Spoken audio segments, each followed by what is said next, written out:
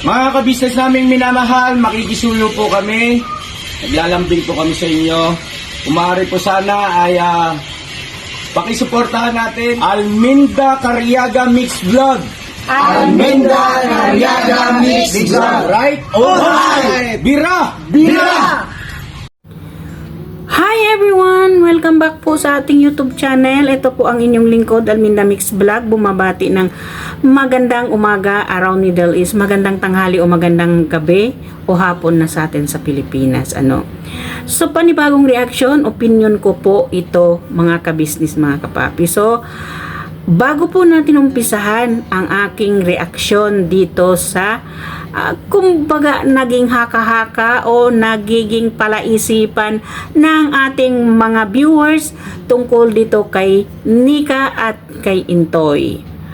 Pasensya na po mga kabisnes, mga kapapi, medyo late po yung aking pag-upload, pero may kanya-kanya naman po tayo sariling opinion o reaksyon dito sa ating mapapanood ngayon mga kabisnes. So bago nating umpisahan, baka po hindi pa kayo nakasubscribe dito sa aking munting bahay, baka pwede po pakipindot natin ang subscribe button dyan at pakisali na rin po ng aking notification bell dyan, yung kumakalembang-kalembang po mga kabisnes, mga kapapi, para notify po kayo sa lahat ng aking mga nire-reaksyonan dito sa Kabisnes Official Papa Dins TV at Kabisnes Family.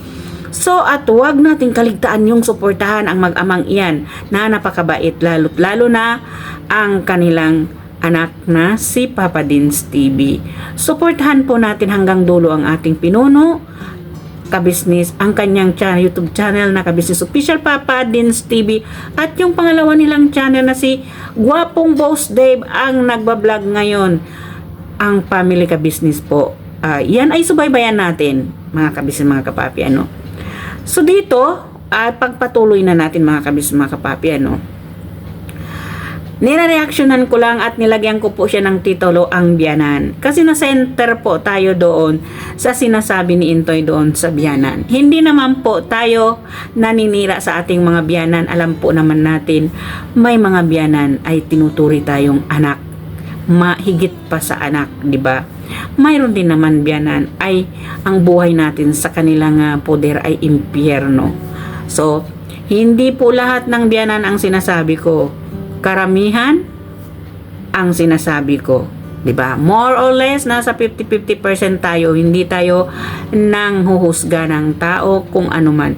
Ito ay binabase lang naman natin dito sa ating napapanood. Kung ano ang maibibigay nating reaksyon mga kabisnes, mga papi. Di po ba?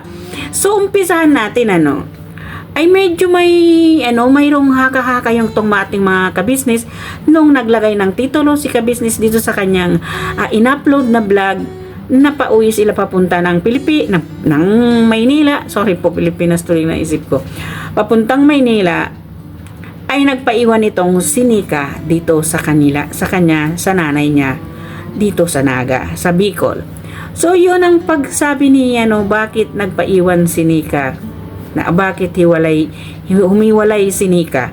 Kumbaga napunta na sa ating ikaisipan, diyan ang mga taong tayong mga Pilipino matalino, nagkakawendang-wendang na ang isip kay, syempre, nakikita natin they are sweet, at nakikita natin kung paano ang pagbuo ni Intoy dito sa kanyang pamilya, sa kanyang mag-ina, paano niya minahal, paano niya inasikaso o binigay ang lahat dito sa kanyang asawa at anak, di ba? So, mapupunta sa isip natin yun mga kabisnes, mga kapapi. Bakit? Agad naman yung question mark sa atin. Bakit kaya? So, mga kabisnes, mga kapapi, alam po naman natin. Yung iba, nagbabase lang doon sa mga titulo na nakikita natin. Doon na tayo nawiwendang.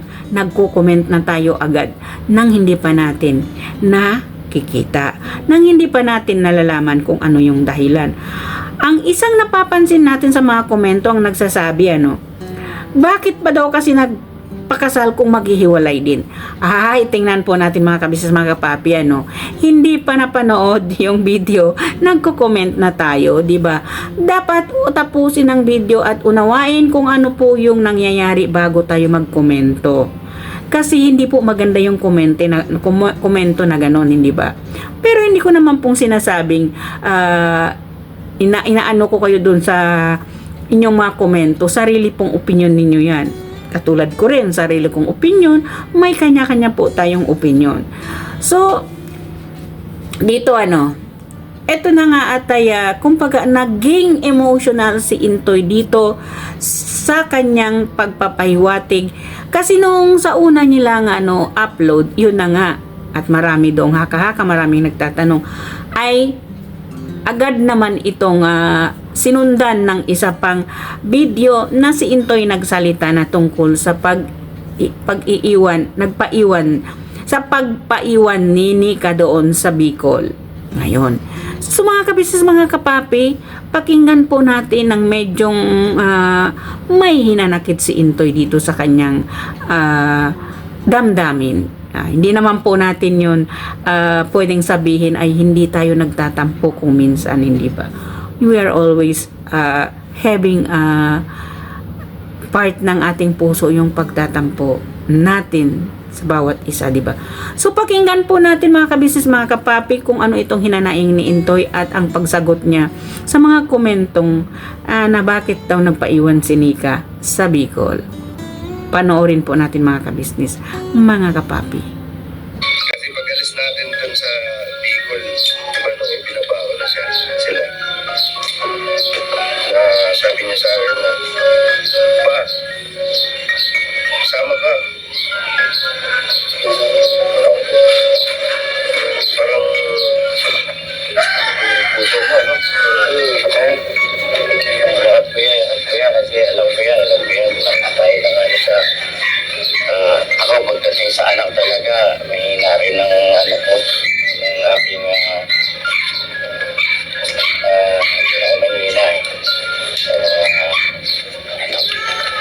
Kumalang kaya bata sa isang tapos sabi ko na uuwi ako sa bahay. Kasi sabi niya, tinuturuan kasi ng mama Sabi ng mama na, sabi mo kay Papa mag-bilis din sa bahay. Sabi ni Kenzo, hindi, sama Papa.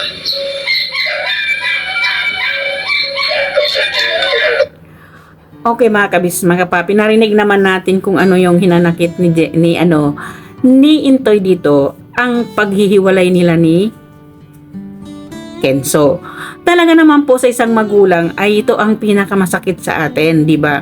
Na maranasan natin ang mawalay na kahit sa maikli na panahon ang ating minamahal sa buhay. Tulad na lang nitong si Intoy. Intoy, naranasan din namin yan. Kasi kami isang OFW. Yun ang pinakamasakit, ang paghihiwalay namin sa pamilya namin. Sa anak namin, di ba? At ang iyo naman, mas maganda yan sa iyo at ay maiksi na panahon lang naman, hindi naman yung tulad namin na halos dito na kami nanirahan, hindi ba? Sa totoo lang mga kabisnes, yun ang feelings ng magulang, hindi natin maiiwasan at hindi natin masasabing hindi tayo masasaktan, lalo't lalo na pag-usapan natin ang tungkol sa anak, hindi ba mga kabisnes, mga kapapi? So dito naglabas ng hinanaing si Intoy at yun po, di ba? Siyempre naman sa kabibuhan ni Kenzo, lahat ay makakamiss. Hindi lang naman si Intoy ang nakamiss doon sa kabibuhan ng batang iyon, kundi lalo't lalo na itong mag-asawang kabisnes, Mr. and Mrs. Kabisnes, sa pangungulila nila dito kay Kenzo. Pero mga kabisnes, mga kapapi, sa isang linggo lang napaka-emotional na ni Intoy, di ba? Hindi kasi siya sanay ang mahiwalay yung mag-ina niya sa kanya, di ba? Hindi yung tulad ng mga OFW tulad namin, naging kahit masakit sa amin, gawin na lang namin dahil yun ang dapat namin gawin, hindi ba? So ganito mga kabisnes, mga kapapi, ipagpatuloy po natin itong emotional na damdamin ni Intoy dito sa paglayo. Pansamantala lang naman ang kanyang mag-ina sa piling niya. Wala ng camera yun. Nung inatid ko kasi syempre mag-miss ko sa gabi-gabi hindi ko makakasama. Sabi niya sa akin, palis na anong pa.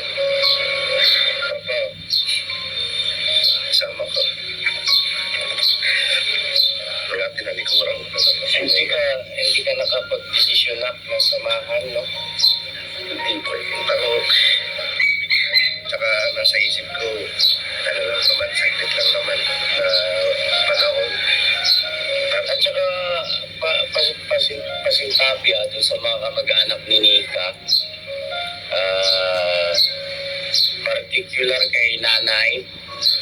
Parang hindi pa ganun ka-close kayo, ano? Hindi pa masyadong ano yung damdamin nyo. Siguro dahil sa medyo masyadong maiksi yung panahon na bibigyan kayo ng pagkakataon na magkasama. Siguro ako, Toy, bilang kuya mo, pinapayo ko sa'yo na bigyan mo ng oras yun sa darating na mga panahon na magkaroon kayo ng banding sa side ni Nika, sa mga kamag-anak, lalo na sa nanay, sa mga kapatid. Kailangan kasi yun ako, sa karanasan, pinakamainam na both parties sa side natin, sa side ng misis natin ay lahat ang damdamin. No? Kumbaga, hindi parang ibang tao.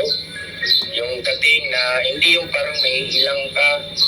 Nandun yung syempre respeto at paggalang. Pero yung may ilang ka na dahil parang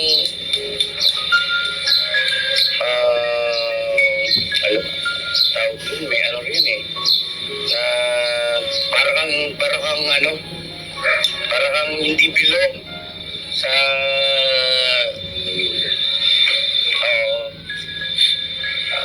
hindi maganda yun. Doon sa mga kabataan na nagbabalak din na lumusong sa buhay mag-asawa, ganyan. Sikapin nyo po na full party sa biyanan ninyo ay maging maayos ang inyong relasyon, pakikitungo sa isa't isa. Sa inyo, diba? Sa pamilya ni ate ninyo, ni nanay, ay kay Pugi, at sa kapatid ni Mrs. Kabisnes sa Oops! Yung na po! Ikaw na next guys. Kumbaga, sila sa akin. Kumbaga, mas masarap kasi yung samahan na kilalang, kumbaga, naipapakita mo yung naturalesa mo. Natural, kung sino ka talaga. Nakakahit na kumilos kabisado ka na. Siguro, time ang kailangan mo, time. Bali, medyo nagkaroon na ako ng pero dati nagagawa ko naman na yun. Yung parang maging komportable ako sa kanila. Kasi ganito no? Ewan ko lang kung tama ako. Si Nika kasi ay tumira sa puder ng iyong mga partido ng matagal. Taon. Kumpara sa ikaw na hindi ka tumira sa partido nila Nika o doon sa kamag-anak nila Nika ng matagal. Parang silip-silip lang yata. Po ako isang buwan. Isang buwan. Tapos, ano pa yung sitwasyon mo nun? Parang po ako nun eh. Saan ka nagtatrabaho nun? Sa inyo na po. Sa sewing machine. Nagbakasyon ako doon. Bali, nagagawa ko na eh. Yun yung nagpaalam ka na dahil eleksyon? Hindi po. Iba yun? Po kasi yun eh. Diba si Kenzo pinanganak po sa people. Bali, susunduin ko po sila doon. Okay. Oo, kasi natatandaan ko pa si Kenzo na si Bibi Botsok yan eh. Dito. Oo, nilulos na. Lang ako doon. Medyo nagagawa ko pa yung kain na tayo. Pero nung naprangka ako na sabi niya na ang totoo niyan, dati pa ayoko talaga sa'yo. Ayaw niya. Pinarangka ka? Bakit daw? Hindi ko po siguradong dahilan. Pero pinakita ko naman po na hindi nagkamali si Nika ng napili na mapangasawa kasi hindi ko naman siya sinasaktan, hindi ko nagbubuhatan ng kamay. Nag-aaway kami, salita lang, pero yung sasabunutan ko, sasakalin o ano sasampalin. Hindi ko ginagawa yung kay Nika. Hindi ko ginagawa yun kasi pagka ganun, naiisip ko kasi paano kung magulang ko yung ginaganyan. Paano kung nanay. So ayun, narinig natin mga kabisnes, mga kapapi, yung advice ni kabisnes dito kay Intoy na talagang kailangan pa ng longer time na makipag-bonding siya doon sa mga in-laws niya, doon sa side ni Nika. Na although naman itong si Nika, matagal na nandoon sa nanay ni Intoy. Syempre, responsibilidad ng isang lalaki yon na alagaan niya yung asawa niya kahit doon sa nanay niya. Nilagay niya yung mag-ina niya. So dito biyanan ang ating pag-uusapan. Dito sa side ni Intoy ay walang masabi na. Sinasabi nila wala tayong masabi. Maraming nagko-comment. Wala naman tayong masabi doon sa side ni Intoy na nandoon si Nika at napakabait naman ng nanay ni Intoy dito kay Nika. So, dito sa kumbaga nilabas ni Intoy yung hinanakit niya dito na nasabi, kumbaga para siguro siyang na-insulto dito sa sinabi ng kanyang biyanan na from the beginning daw talaga ayaw na ayaw ng nanay ni Nika kay Intoy.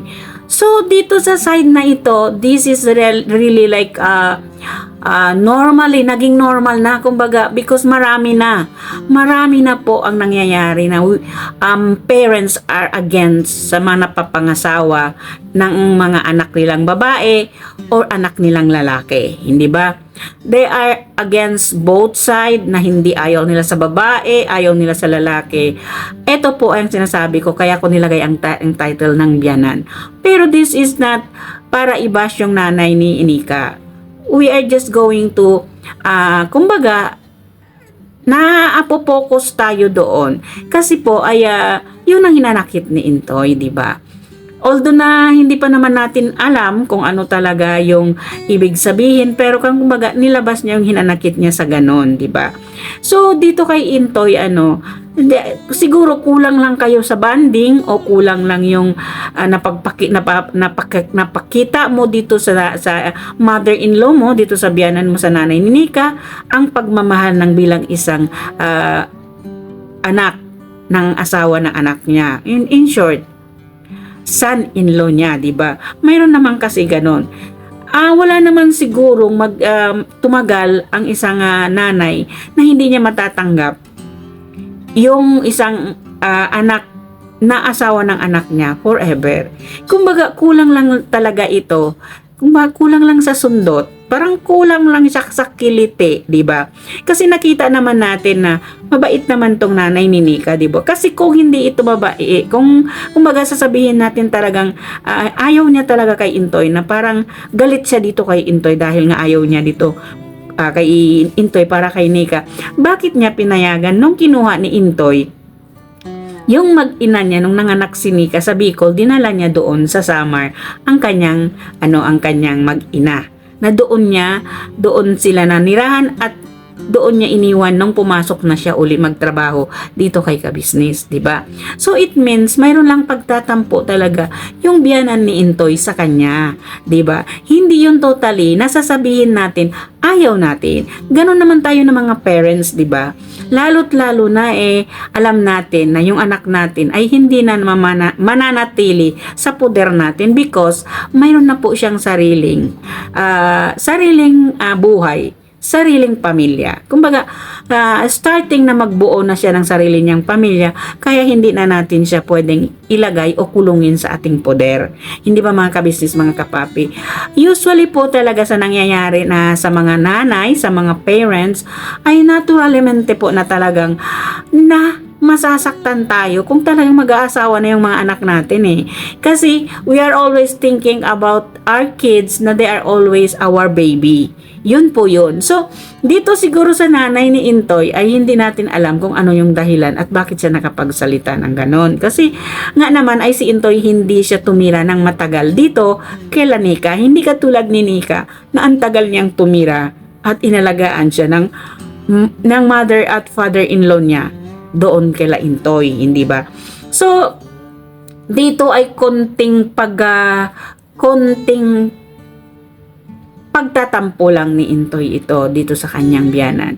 Although masakit man yung words na sasabihin ba, from the beginning, ayaw na ayaw ko talaga sa'yo na mapangasawa ng anak ko. Ganun lang talaga yung mga parents, makapagsalita talaga ng ganyan, dahil din yun sa bugso ng kanilang pagmamahal sa kanilang anak. Hindi natin maiwasan yun at hindi natin na talagang ma-please yung mga parents na mayroon talagang ganon. Pero hindi naman habang buhay yun na ganon yung feelings niya sa tulad mo, Intoy. Alam naman namin, you are a very responsible father, responsableng ama, responsableng asawa kay Nika. Alam naman natin kung gaano mo kamahal ang pamilya mo. Siguro dito sa nanay ni Nika, nakapagsalita lang siguro si nanay dahil mayroon siyang konting tampo sa iyo. Sino ba naman ang hindi magtatampo kung yung anak mo ay tinanan mo, hindi ba? Katulad ko, tinanan ako kaya galit yung mga parents ko sa asawa ko, pero mabubura din yon in one day. Mabubura din yung sama ng loob ng isang nanay na ganon ang nangyari sa buhay ninyo, di ba? So, i-accept mo yon, Intoy, at saka bigyan mo sila ng time. This is the time that you giving them na yung precious time mo na ipakita mo rin sa kanila na napakahalaga sa'yo ni Nika. Siguro rin nagtatampo si nanay dahil din medyo hindi kayo gaano openly na bumibisita sa kanila. Ganon yun. Ganon na. Sa aking opinion lang yon, hindi ko lang alam dito sa nanay ni Nika, di ba? Kasi sa kanya-kanya naman tayong opinion, di ba? As we said, we have our own opinion sa bawat isa sa atin, di ba? Kaya ito po ay nireaksyonan ko at binigay ko yung aking opinion na huwag kang magtampo, Intoy. Balang araw, lilipas din yan. Magiging okay din yan. At yun ang ipagpasalamat mo, kahit agyan sila sa'yo, hindi ka nila pinagpahiwalay kay Nika. Yun ang maganda doon. Tanggap pa rin nila kahit ayaw nila sa'yo, tanggap ka pa rin nila. Kasi kung hindi ka nila tanggap, they will not give you the blessing na pwede mo siyang pakasalan o pwede mo siyang kunin sa iyo, 'di ba? Na doon siya sa iyo titira. That is their blessing blessing nila sa iyo 'yun. Kaya tampo lang yan, Intoy, at tampo lang din yun ng nanay ni Nika sa iyo. So, you have to give a precious time for them. One day, yun lang naman ang sagot doon. Hindi ba? Makipag-banding ka, bigyan mo sila ng oras, at ipakita mo sa kanila kung gaano mo kamahal ang mag-ina mo. Yun ang gamot doon, Intoy. Di ba mga kabisnes, mga kapapi? Well po, itapusin na natin ang ating reaction at opinion ko po dito sa upload ni Mr. Kabisnes. Maraming salamat po, Pinuno, sa iyong mga ina-upload na pwede naming reaksyonan. So, maraming salamat po. Sana po ay nagustuhan ninyo itong aking munting reaksyon na sarili ko pong opinion. Sana po magustuhan ninyo. Kung nagustuhan ninyo po itong aking reaction, please share and likes and comments ng aking mga video. At huwag po kalimutan i-subscribe ang aking munting bahay at ang lalong-lalo na po ang ating Pinunong Kabisnes Official, Papa Dins TV at ang kanilang pangalawang channel, Kabisnes Family, at yung lahat po ng aking mga co-reactors. Huwag po natin kalimutan, shout out po sa inyo, Taong Gala Vlog, Anime Reactors TV, Mamplers Channel, Kalingap Turak, PLC Katangay Vlog, Analisa Reality TV at MK Inday Okray TV po at ang inyong lingkod Alminda Mix Vlog. Mega shoutout po kay Wakiwak TV. Huwag po natin kalimutan, suportahan natin ang Wakiwak TV at ang Bong TV po na mga best friend ng ating Pinunong Kabisnes. So, well, maraming salamat. Ito po ang inyong lingkod. Nagsasabi may Allah bless us all at birabanat lang tayo mga kabisnes. Hanggang sa muli po sa aking reaksyon. Bye-bye po mga kabisnes. We love you. Shout out po sa aking mga subscriber dyan at mga komentor ko dyan. Maraming salamat. You'll always be there for me. Salamat po. Bye-bye.